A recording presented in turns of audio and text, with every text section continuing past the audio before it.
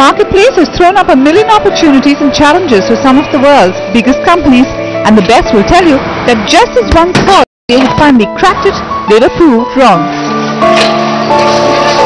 This is not surprising. With nearly a billion consumers, 60% of who live in villages fast converting to bustling towns and cities, the Indian marketplace is a heady combination of multiple bazaars.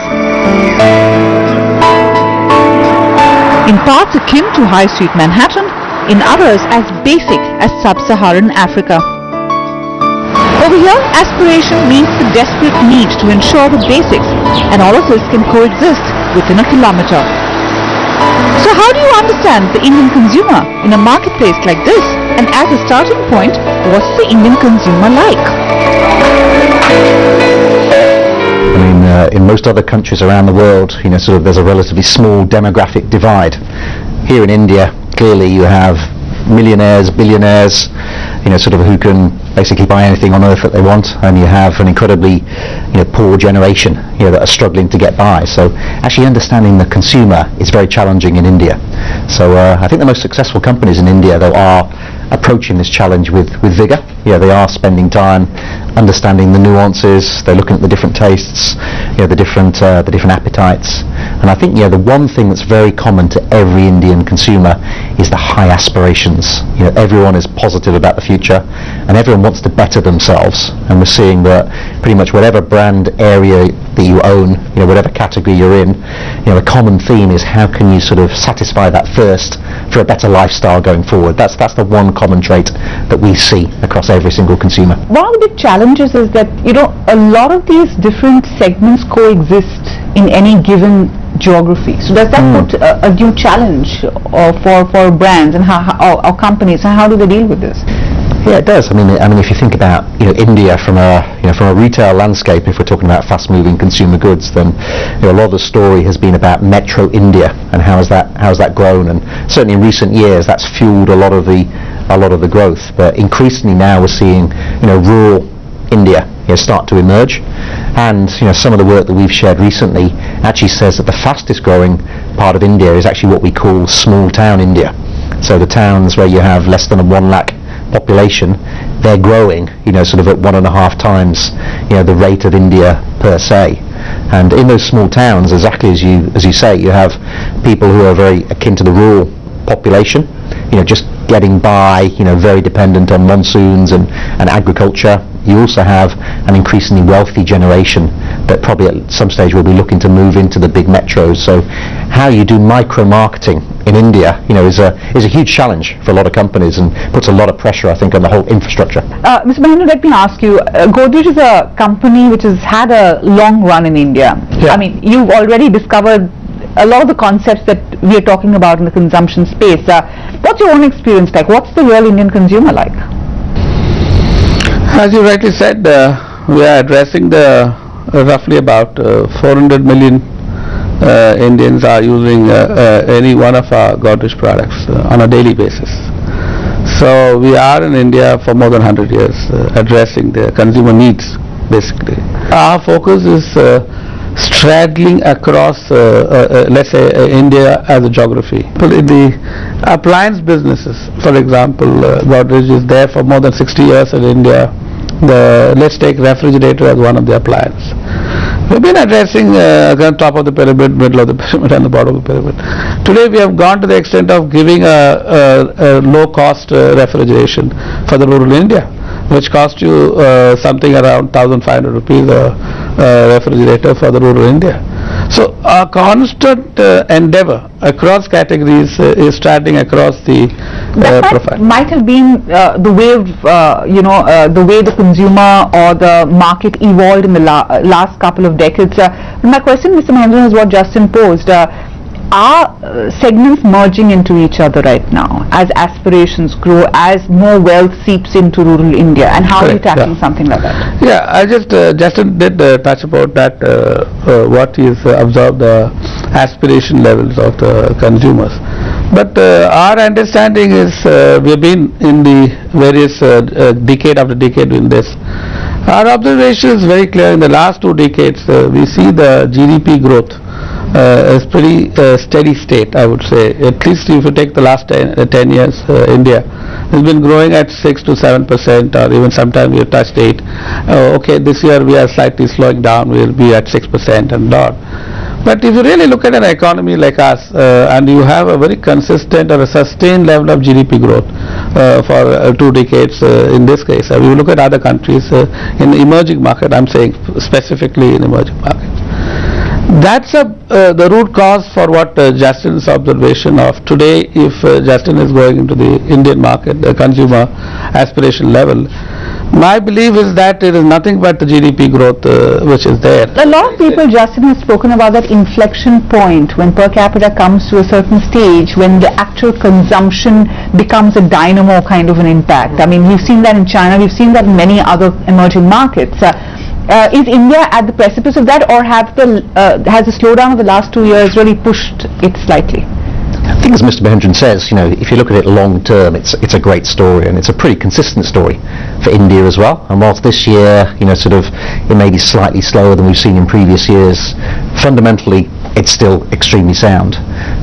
You're right, there are talk of inflection points in other countries. To me, I see more of an evolution of spending. So what is interesting, we talked about small town India and how it's growing now at 1.5 times the rate of all India. It's not just in basic commodity type items. You see the spending in the aspirational areas. So one of the areas we talk about is aftershave lotions. Very simply, the young males in those towns, they're buying 35% more aftershave lotions than they used to. Quite a small category, but you just start seeing that the types of aspirations and needs they have are starting to mirror a lot of their metro counterparts and also their counterparts in other countries.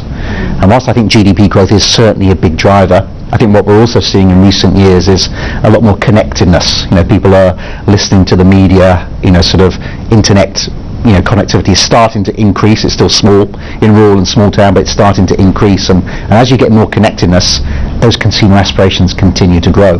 So I think the companies that can really map their products and their strategies to cater for these increasing aspirations, like Godrej have been very successfully doing, these are the types of companies that I think will be successful. I wanted to add one more point for this aspirational growth is you have to give the credit to the marketing companies in India. If you take last 10 years, most of the FMCG, the top 20 FMCG companies, including Godrej and the multinationals as Indian players, they have invested a lot of money. Let me tell you that, particularly the rural investment in marketing terms, both in media as well as the point of sale investments we have done. We have allocated separately, and many companies have gone into setting up their own rural distribution centers, and we have a separate rural marketing team for that. So that also plays a lot of role in how do you build the aspiration needs, how do you create consumption at the rural India. The focus of marketing companies has changed, particularly in the last 5 years. And now it's the payout time where you can get. Absolutely. No, but I would say that we need to continue for another 5 years. So the investment in rural India, which was absolutely virgin, let's say 10 years back, rural India, from a consumption term, is just getting triggered. But that trigger comes only by marketing activities, initiatives and investments and behind that.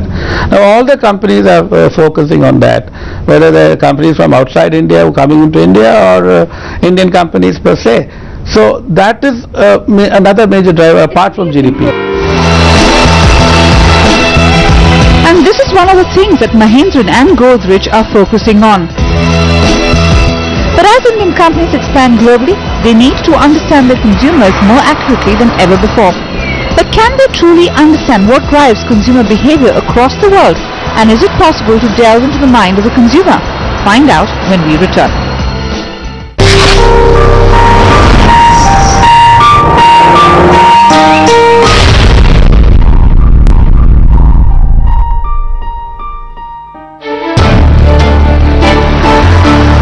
Traditionally, companies have strived to understand consumer behavior through surveys and focus groups.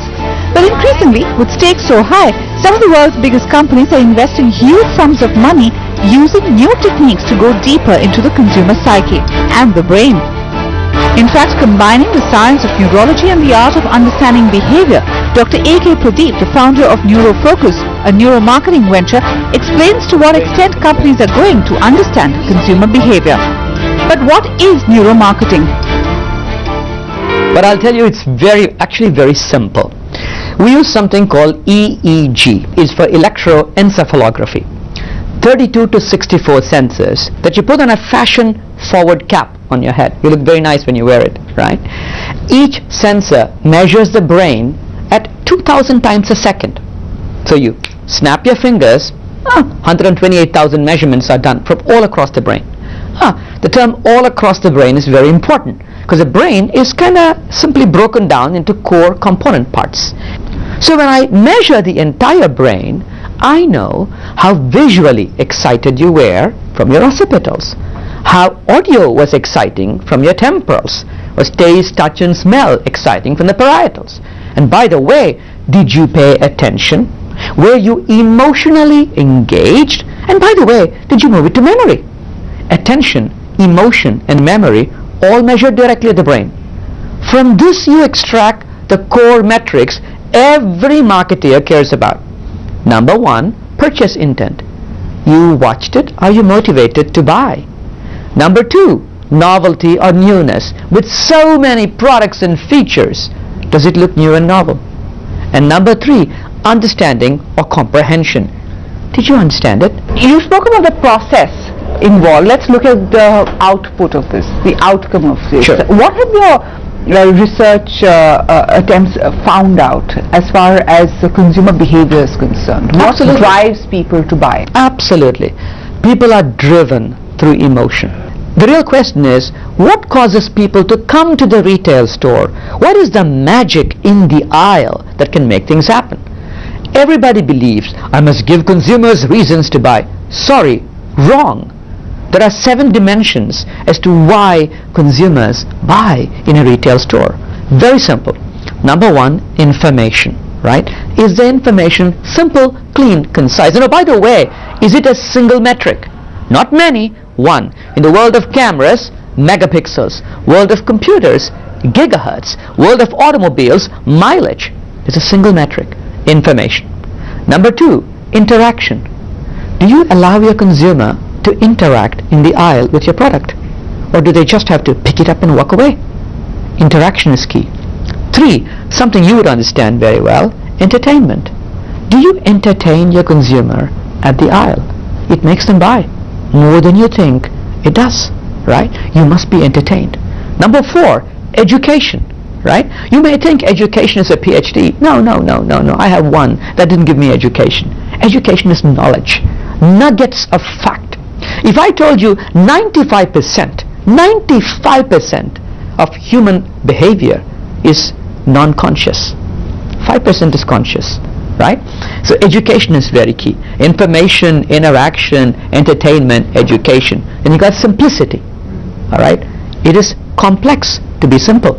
Figuring it out at the aisle is key. The next one is self-worth. Have you made your consumer feel better about themselves at the aisle? You know what you could do? For less than 50 cents, you could make your consumer feel wonderful. I'll give you a simple idea. If you had a mirror in front of you, if there was a mirror behind me, you can't be angry at me. Because every time you have a mean, evil question you want to ask me, you will look at yourself in the mirror and suddenly you will feel wonderful about yourself and your questions will be kinder and gentler. Yeah, right. A lot of people will have hoped that. But let me ask you something, Pradeep.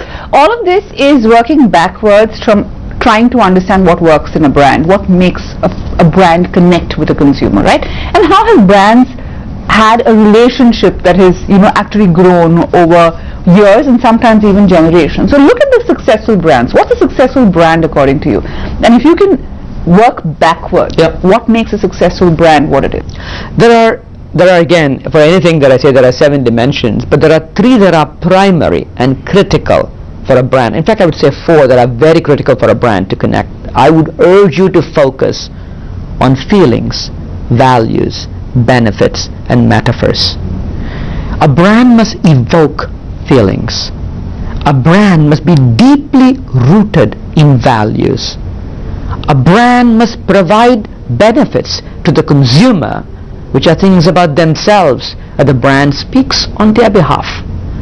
The brand helps a consumer understand the metaphor of life that they stand for. So brand is far more than a great product. No, a product is not a brand, right? A brand is this ethereal thing, far more, as you said, than a product, far more than a package. What's the brand that you admire? The company that cracked it and learns the lessons before actually mapping the brain.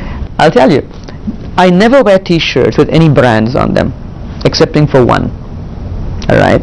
And when I wear the t-shirt, globally, people smile. It's Apple. It is a brand that has cracked the code. Study it, but please don't copy it. Study it, and you will do wonderfully well. But how much of the brand was the man? It's the man drove the passion behind the brand. The brand was bigger than the man. The man was an important part of it. Apple, the company, its passion was driven by Steve Jobs, but the brand is more than Steve. Brand is more than Steve. The principles of neuroscience are embodied in almost everything Apple does. And that is the reason for its success. Not a guy, but the principles he extracted that are part of it. That is a widescreen iPod. Apple may have worked, and to be fair, Steve Jobs possibly did a lot without the help of sciences like neuromarketing, using the tools that a lot of the most tactical strategists do, the guts, to create some of the world's most successful products. But can Indian companies like Godrej follow the same path and rely on their long run in the Indian market to create global brands? And what are the challenges that the rapidly evolving market throws up? More on that when we return.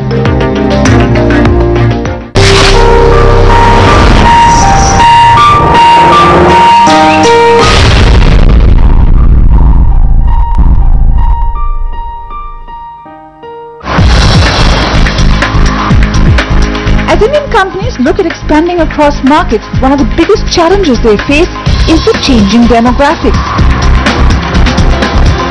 India is getting younger, and this has forced most companies to rework their strategies. I think as you might expect, I think the Indian youth is thinking quite big. They're probably a little less conservative, but maybe some of their parents. I think saving is obviously a big mindset in India, but I think the youth of today probably are starting to think a little bit more about living for today. And I think we're seeing that coming through in some of their spending. I think we're starting to see that in terms of what they're spending on telecommunications. I think we're starting to see their spending on entertainment. Sure. They all want to be educated. Even if you look at small town India, they have as many aspirations to join an IIM as their metro counterparts, which is revealing in itself. So I think tapping into that youth mentality is a challenge, and it's something that marketeers in India need to continue to pursue. One of the things we have observed in recent years, a lot of the growth has come behind what we call push. So a lot of, frankly, getting your product in more stores. Nowadays, we see a lot of it is pull. So even in the fastest segment we talked about, small town India, growing at 19%, 16% growth is in the same store sales. And that's driven by marketeers. And that's a great mentality, because if you can tap into what encourages the youth to buy in the same store, then you're going to be in a good position for the future. But I want to give one comment on this younger generation, or typically we call the demographic dividend, what is expected from India for the next 10 years. The one problem as a marketer I see is the flirtatiousness, among brands, I'm just saying. That is growing very high today. And that is particularly linked to the youth, what Justin was referring to. So they are highly flirting across brands. So now that no loyalty. That leads us to what you call the brand risk, the product risk. So the product life cycle is shortening down. If you talk about one product, 30 years back we launched it, lasts for 15 years, one product. But today, 1.5 years, 2 years, that product life cycle is finished. And the linkage is to the younger India and their mindset and their flirtations.